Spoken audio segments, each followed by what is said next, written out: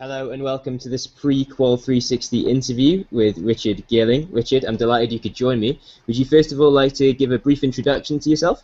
Yeah, of course.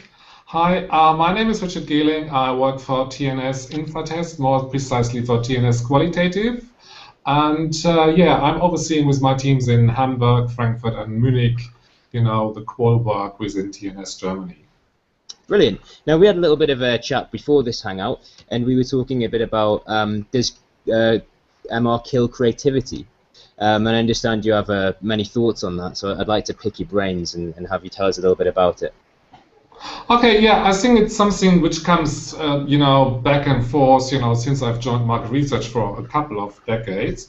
And I still have the feeling, no, hang on a minute, can't we stop this kind of pointing fingers at each other? Because it's this kind of blame game, that the market research industry is kind of not helping the creatives to come up with successful, communication ideas or products or services.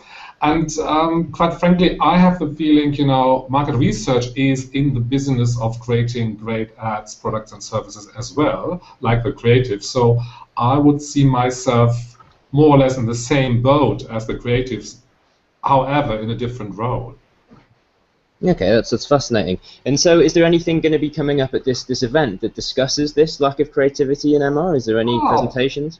I hope so, and I would love to participate in this discussion because we have kind of thought about how we can, as market researchers, define our roles in a less stereotypical way, and kind of, be partners, of the creatives rather than kind of, enemies and killers of creative ideas.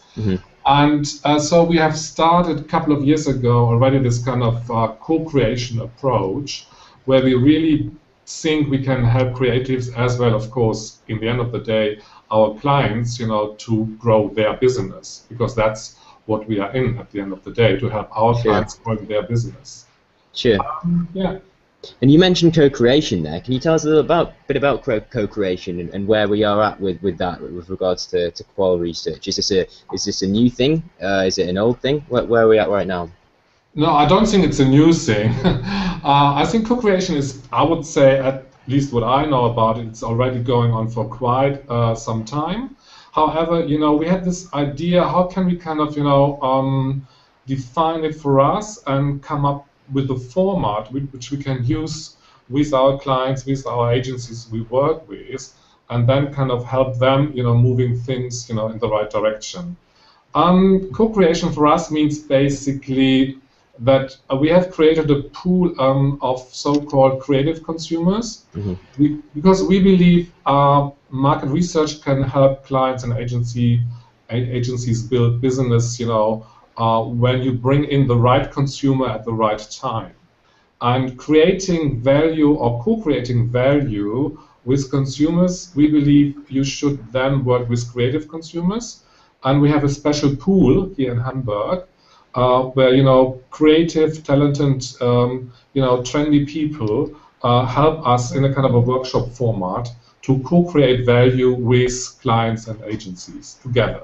And so if someone listening to this is very interested in co-creation or in this topic that we're talking about with MR combined with creativity, do you have any sources or places for them to go and look or read up on where they can find a bit more about it? Oh, yeah, you can just type in co-creation. I don't have, a list of books right next to me, but I think it's nowadays very easy, to read, a lot about co-creation. And what I can remember, I did a presentation a couple of years ago on co-creation, that this is a fast-growing trend, and Qual actually should participate in this trend, and I think it's a kind of I believe it's a growing part of our business. However, in a kind of slightly different role, because if we move in the role of co-creators, it is not the traditional role of a Qual researcher, because the way we understand it, it's more that we facilitate creation.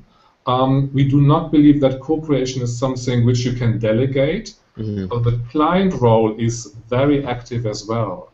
So the client is not coming to us and saying, oh, can I have a co-creation project and you come back with the results in 4 weeks' time, like a kind of traditional Qual project.